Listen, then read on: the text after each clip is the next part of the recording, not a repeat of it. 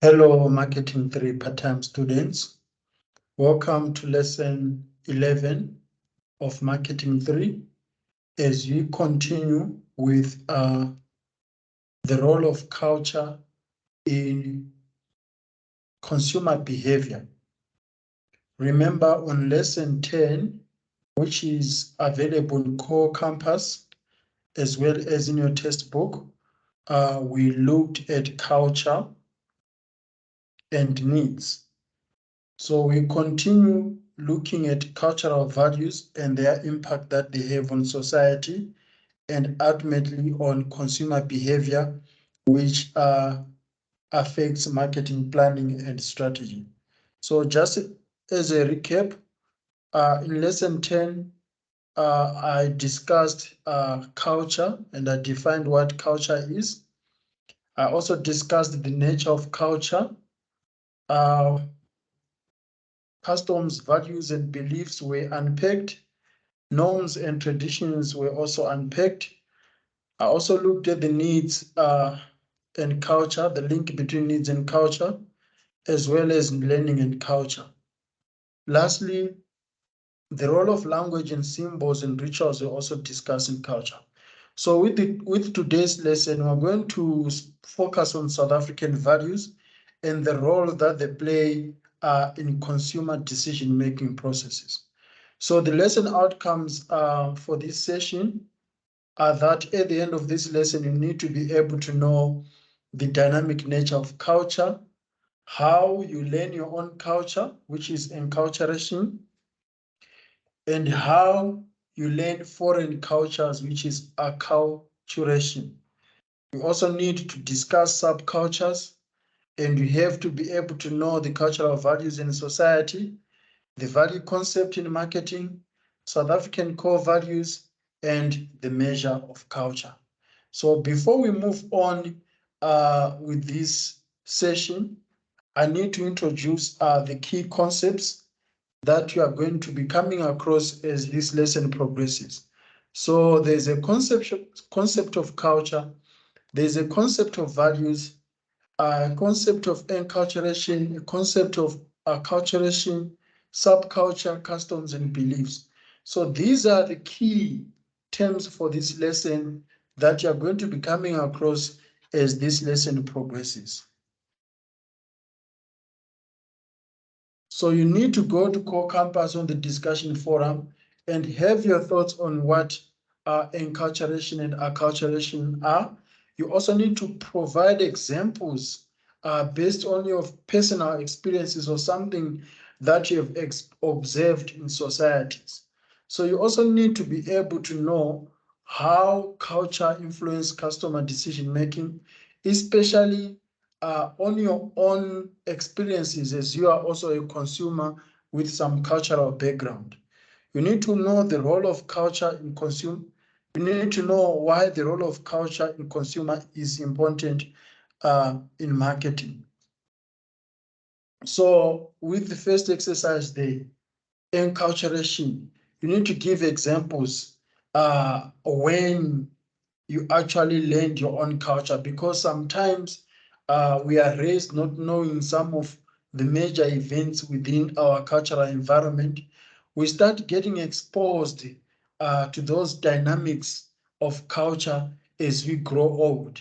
I would give an example of most African ethnic groups in South Africa, such as amaXhosa.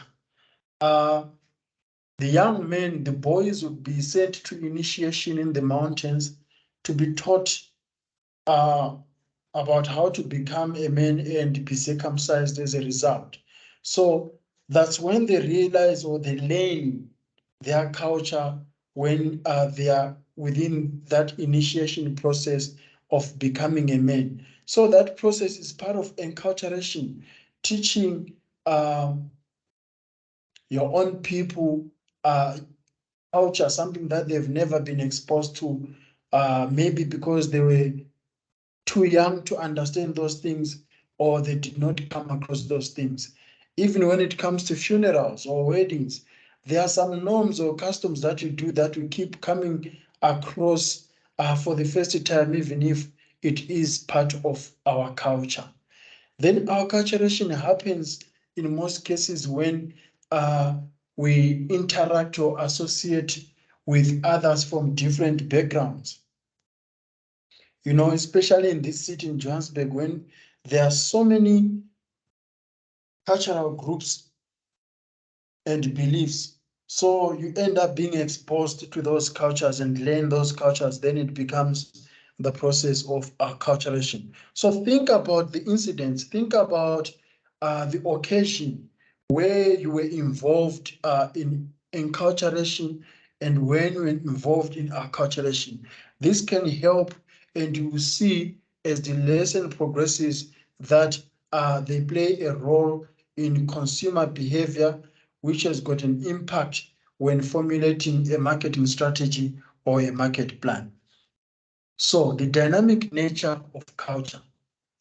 With the constantly changing and evolving nature of culture means that marketers have to continuously monitor why consumers do what they are doing, who consumes a brand's product, when these products are bought, how and where different media research consumers and any new products appear on the market.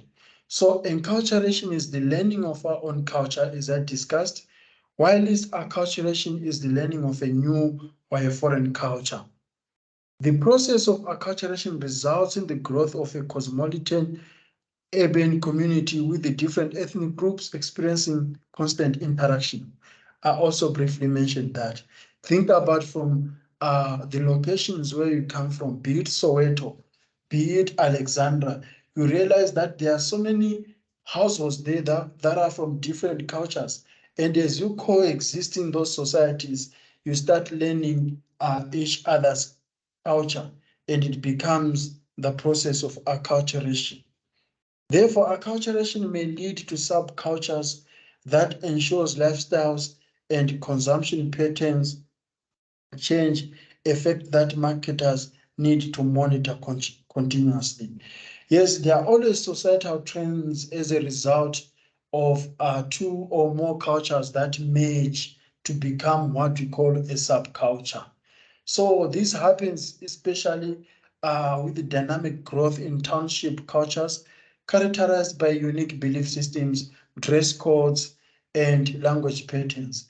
Think about Amapiano, think about Amavrupa, and all these trends that are happening in communities.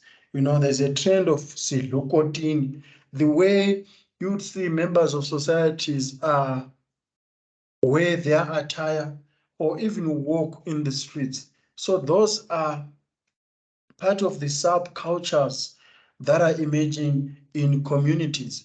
And these subcultures, they've got their own behavioral patterns. They've got their own consumption patterns that brands should take note of when formulating marketing strategies and marketing plans. So a subculture, therefore, it's a distinctive cultural group that exists as an identifiable segment within a larger cultural group. Subcultures are often categorized based on demographics, such as identifying different subcultures that exist amongst teenagers and amongst older, affluent people, and so on. Think about the subculture that came with jazz music amongst the baby boomers. The patterns and the trends that you would find there, they would also determine the type of the products that they consume and when they consume those products. Geographic regions such as rural areas, villages, towns, and cities also represent subcultural consumer groups. There are different perspectives on the diversity in South Africa, such as what you've always normally heard the Rainbow Nation, being from different groups and having diversity and inclusion. So it can be suggested that with time, differences between cultures will become less noticeable with fewer differences between ethnic groups. This was debated in the full-time marketing class, whereby some students argue that you are already seeing it that ethnic groups or individual cultures are becoming obsolete in South Africa. You have got a language that is now being blended. You have got slangs that appear across all languages, such as danko. Danko is thank you, that you can understand in Afrikaans, in Zulu, in Xhosa, and so forth. So these highlight the differences between cultures that are becoming less noticeable. However, we also have far-right people within cultures who love their cultures dearly and would want to continue teaching their cultures to children, making sure that there is no cultural erosion amongst generations in families. It is important to note that subcultures make up important market segments, and brands often formulate marketing strategies and products tailored for specific subculture needs. So that's the role of subculture in consumer behavior, which ultimately has got an impact on marketing.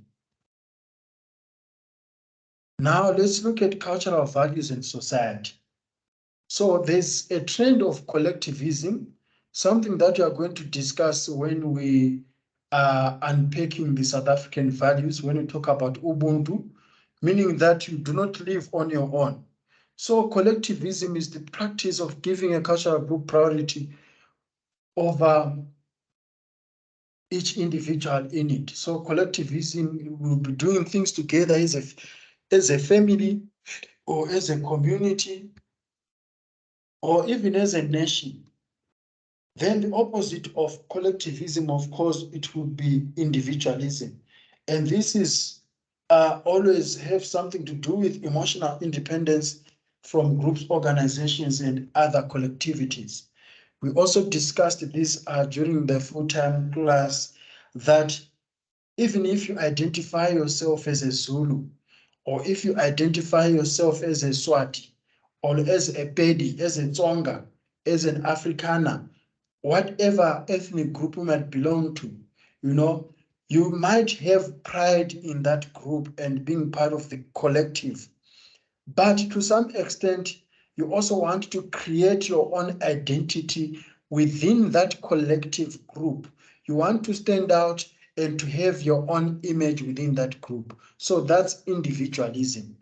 Individualism and collectivism refer to the relationship we perceive between ourselves and the group to which we belong.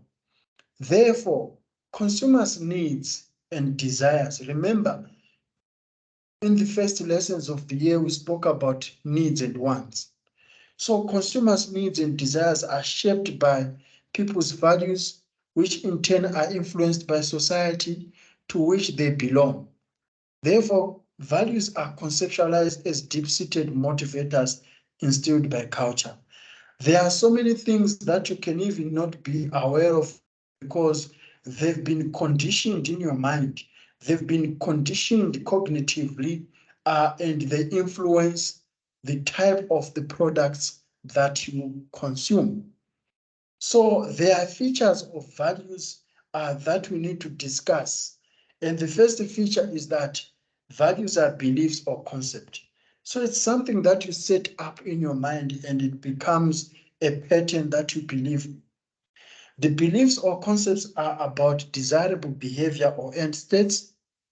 Values go beyond particular situation.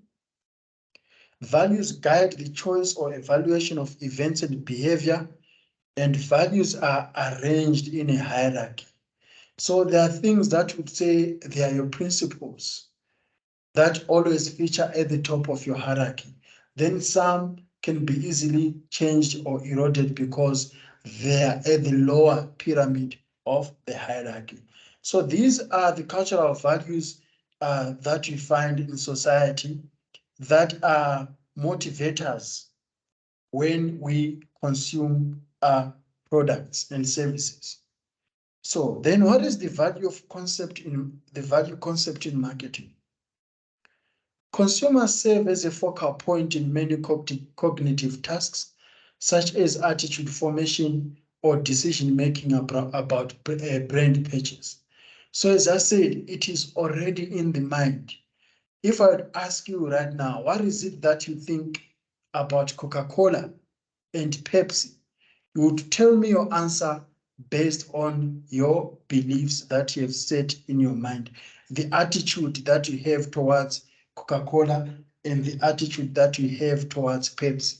It might be based on the beliefs that you have had in society about Coca-Cola, or something that you have experienced, that you have observed, that has now become a belief that you aspire to.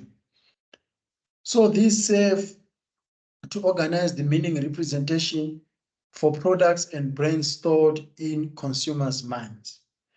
The hierarchical value map describes how consumers tend to perceive or think about a specific product or idea by linking the attributes and benefits to values.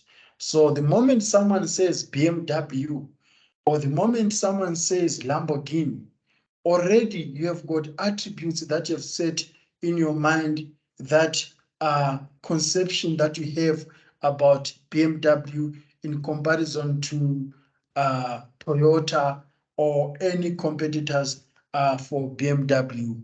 Therefore, the hierarchical value map provides a structure of consumers' associations with a product or idea at the three levels of attributes, benefits, and values. So attributes is something that you have that resonate with a brand, whereas the benefit is something that you'd know you'd benefit when using that product, and the values would be the benefits that you get after using that product. It is therefore important to note that all values don't have to be positive or virtuous. Some consumers may be driven by negative characteristics of self-interest or greed. So realize that even if you belong to a society and you've got, core values about that society, sometimes you can be driven by the negative characteristics of those values. We discussed the example of wearing revealing clothes in societies. So some cultural people might say that wearing revealing clothes or any revealing attire is uncultural as it leads to public indecency. But you, as someone who has got self-interest in revealing clothes, you might wear that cloth just to prove a point, because it is something that you are self-interested in, even if it is against the culture, even if it is negative to the culture. We have seen that in societies whereby people do the actual opposite of what is required of them, or of what the cultural expectations are. Now we look at South African core values. As you know that South Africa has got many, many tribes with 11 official languages. So we'll go through these articles and see the reaction that brands can get from cultural groups or even religious groups whenever they feel like their culture is disregarded or it is disrespected. So we are quickly going to go to this News 24 article where the South African Hindus complained about a brand by Jean-Claude. So let's quickly go to this article and we'll discuss the implications of these on marketing. So I'll quickly share the screen.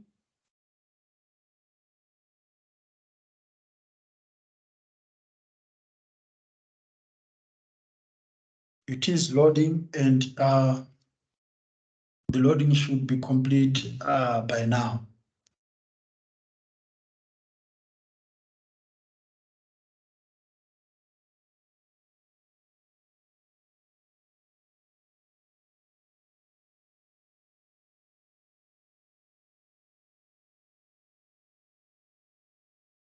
Okay, for some reason, it's quite slowly. Let's wait for some seconds for the website to stabilize.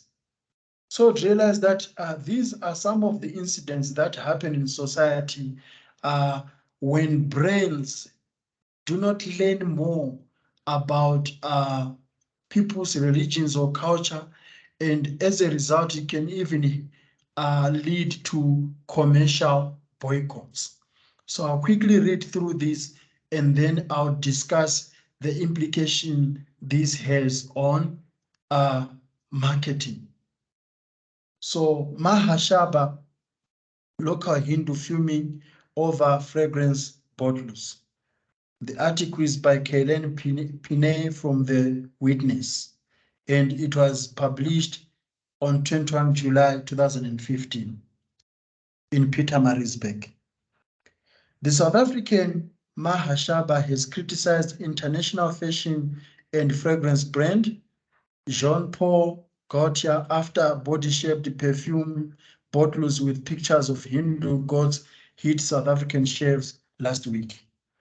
President of the South African Mahashaba, Ashwin Trikamji, said on Monday he had sent a letter to local distributors of the perfumes and to Jean-Paul Gaultier in France. We are asking the distributors to stop distribution in South Africa and withdraw all the stock they have already placed on shelf in the country, said Trikamji. Local Hindu were fuming when they saw a new perfume range by famous Jean-Paul Gaultier on the shelves. Jean-Paul Gaultier is well known for its provocative female and male body-shaped bottles. Its new summer range named Date Summer Fragrance features images of Hindu gods and goddess Krishna, Lakshmi, and Radha printed on the buttocks and genital areas of the bottles. These again demonstrate the caller's attitude towards the Hindu beliefs. Hindu community is tired of this insensitivity towards our beliefs, said Trikamji. On Facebook, the reaction from readers was similar to that of South African Mahasaba. Kritika Dipaneran said, it's disgraceful and disrespectful. Janitha Bramdal said, why use religious symbols does show disrespect and arrogance of other cultures? Is God not sacred in today's times? Then Sizwe Kanyela says, what's wrong with this company? Why didn't they take a soccer player or a tennis player? Why God? So these are some of the implications that of the incidents that you have in marketing that could even affect a brand, because all of a sudden people who are Hindu or people who believe in Hinduism would not want to associate with that brand because they feel like it's disregarding their gods. It's also disrespecting their gods. Then there's another one that I'd like us to quickly have a look. This one is about Red Bull. Give me wings. We all know about Red Bull.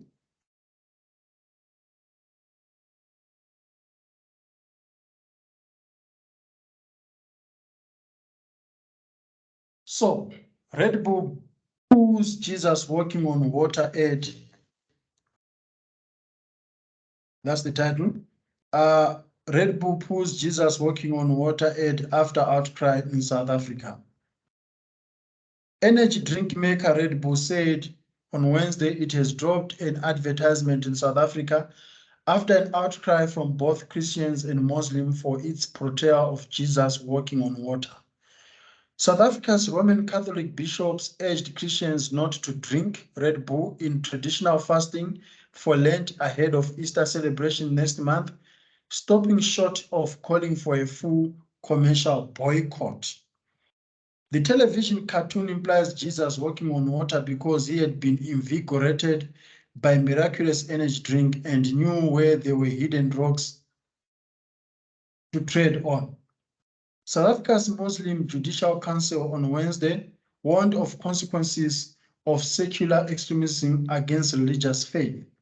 It said any insult and satire of Jesus targeted the very foundation of Islamic theology. Christ is revered prophet in Islam. In a message to Cardinal Wilfred Napier, head of Southern African Roman Catholic Bishop Conference, the Muslim Council said the aid was hateful to Christianity, Islam, and religion as a whole. We wish that our voices can be united to make clear to any secular extremism that any attack or defamation of religious symbols and sacred space is not acceptable, the Council said. So these are the instances whereby the incidents can always have reputation and brand damage whenever there's an attack on one's values or religious beliefs or cultural beliefs. So the actual advert is here. Let me play it for you so that you can see how it affects.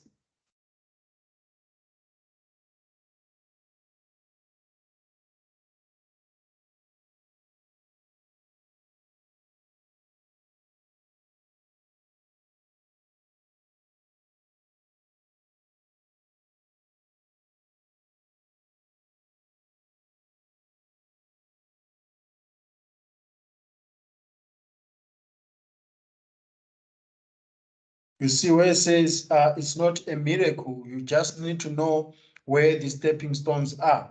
So that one felt like an attack on Christians because there is a story in the Bible which actually confirms that Jesus walked on top of water and there were no stones that were hidden where Jesus was stepping on those stones. So these things can always incite some sort of a furor when it comes to marketing. So let's have a look at South African core values. It has been argued that people of African descent are linked by shared values that are fundamental features of African identity and culture, with aspects like openness and friendliness. Individuals have little scope for self-determination outside the context of a traditional African family and community, such that whatever happens to an individual also happens to the whole group and vice versa.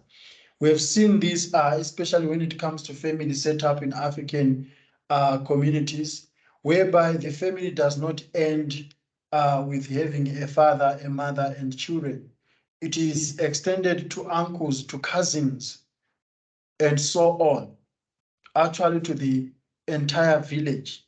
So think about the black tax and its impact on consumer behavior, whereby you need to give back to society, and some members of your family would then rely on you.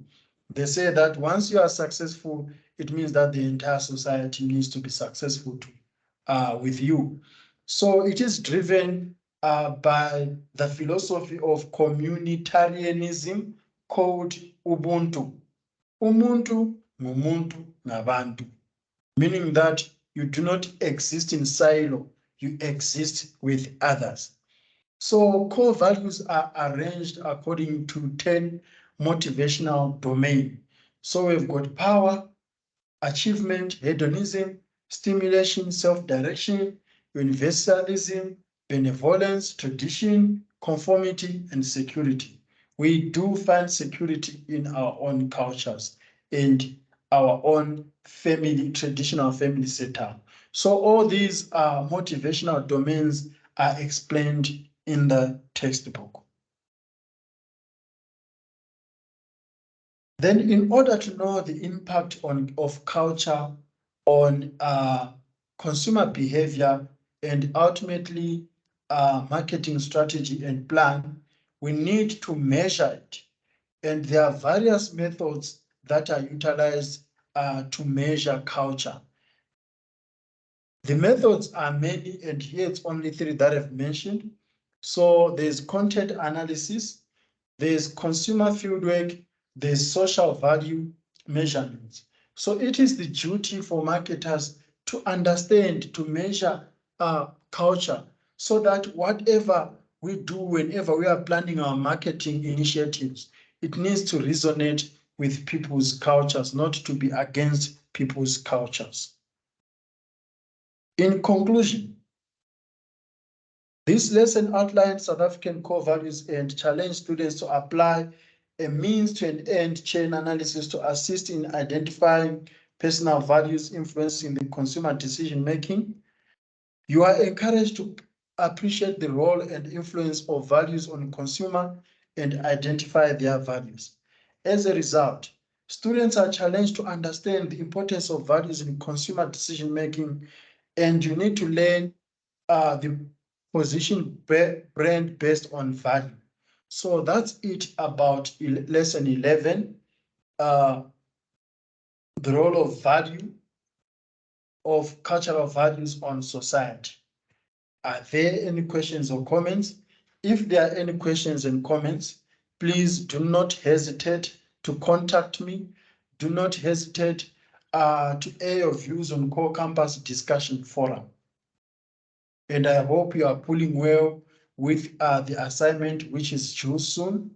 And all these things that we discuss, they are going to contribute, they are going to appear in your assignment. So I encourage you to engage with other students to discuss these things so that whenever you are doing your assessments, you are familiar with what is being discussed. So we'll move on to lesson 12, which focuses on reference groups. So in this lesson, you are going to know what are reference groups and how they are used in marketing. Actually, reference groups are sort of an extension of culture because there are some cultural aspects on reference groups. So it's an exciting topic, and let's quickly move on to lesson 12 so that you enjoy this marvelous concept of reference group, which is even widely used in marketing. Thank you.